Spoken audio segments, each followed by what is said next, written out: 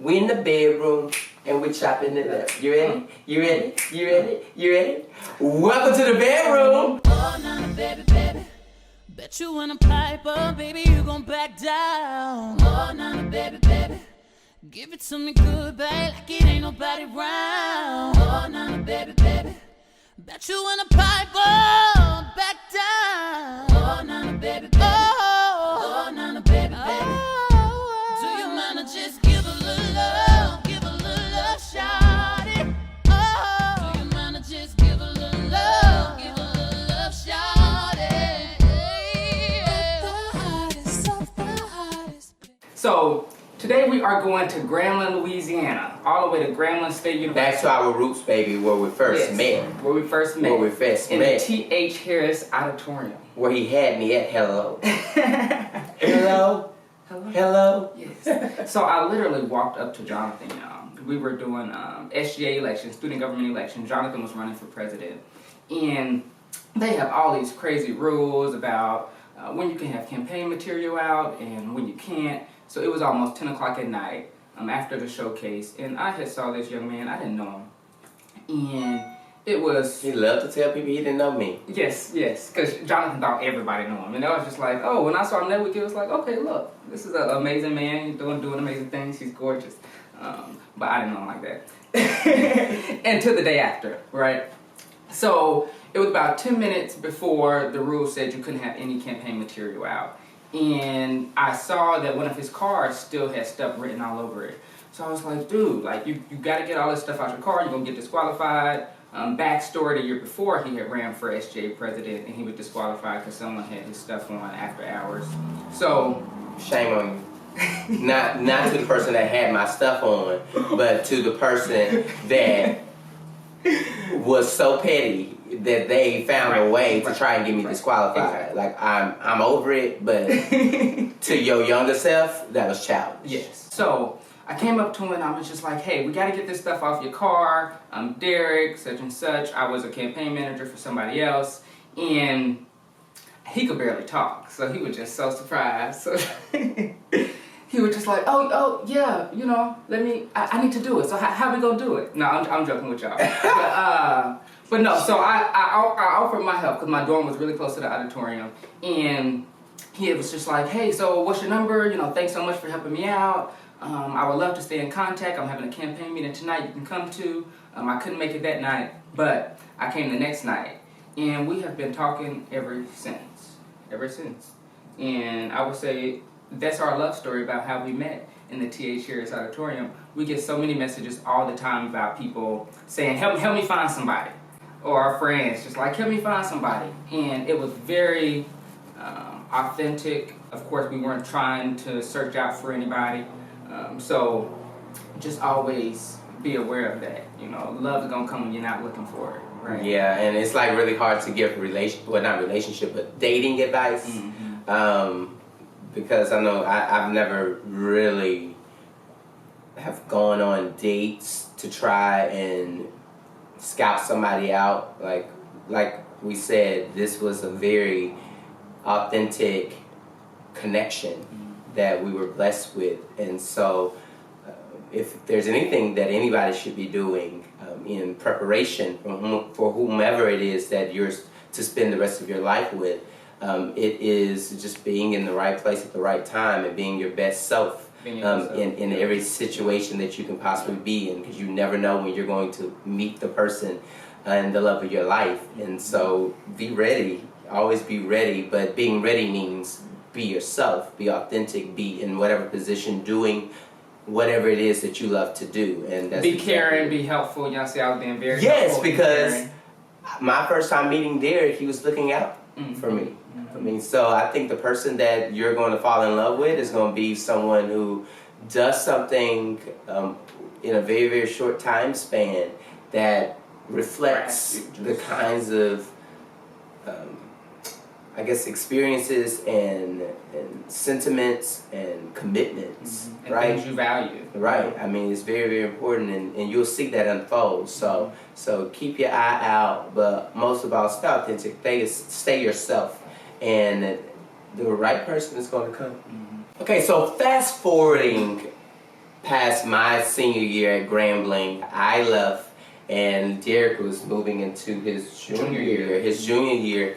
And I went back to New Iberia for some time. New Iberia, Louisiana. New Iberia, Louisiana. I went back home and worked there before going to grad school the following year, which would have been then Derek's senior year. And so I moved to Dallas and went to grad school, and we had our long distance relationship from 2013, but technically because I was only I was 3 hours away when I was in New Iberia, but then when I moved to Dallas, it was 4 hours away, and so we had this 4-hour long distance relationship until after Derek graduated from Grambling, he moved to Boston for grad school, and so we were obviously much further away from one another. And so I think it's very important, we think it's important to even talk about long distance relationships, and those of you who might be in those kinds of relationships, they can be very, very tough.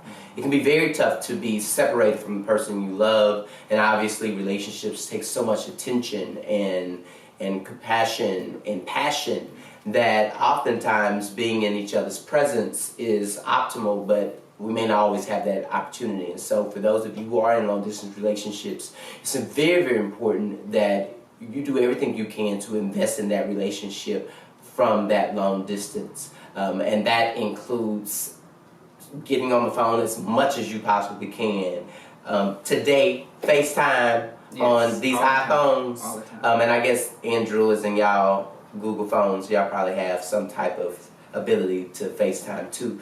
But FaceTime is golden, y'all, and literally do whatever you need to do on FaceTime. Yeah. It is important that you take advantage of this medium to be able to communicate with each other. It's so important, and I can't stress it enough that there are going to be times where you will be tempted. This idea where people are talking about, if you love me, you won't be tempted by nobody else or nothing else. That's a lie. People need to start being real. The reality is you will be tempted. That's why it's so important that you stay in contact as much as possible. But then even as we say often, also be transparent and be honest with each other. So if you are tempted, you need to be able to talk to your partner about that. You need to express those things because they are human. They're human experiences. And what makes your relationship stronger is when you continue to be authentic, but most of all, be transparent so that you are working through that together. And I think that's very, very important. So number one, each and every one of you who are in relationships, we got to remind ourselves that we're human first. And when you remind yourselves that you're human first, then you can learn to work through the process of becoming and evolving your relationship. And it's just very important that you have that strong sense of communication, definitely when you're in a long distance relationship. And like Jonathan was just saying with FaceTime too, we were talking to a friend not too long ago, and we were even talking about sex.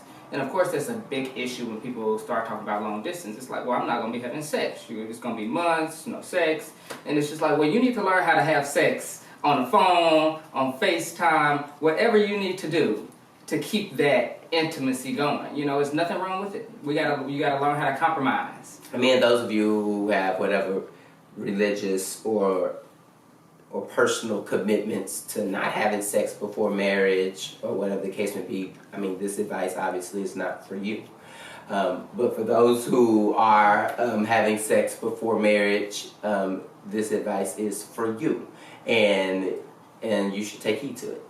Or, I mean, even if you are not having physical sex before marriage, but then you still do other things, and this advice is for all y'all. Then it's for everybody. But I just want to make that noted because we got our religious folk who are going to make their inserts, and so just take it where it's appropriate. It isn't for you, it's for the person sitting in your seat. Here's the other thing. You have to make your relationship a priority, and in making your relationship a priority, that means you have to budget to see each other. That's very, very important. Yes.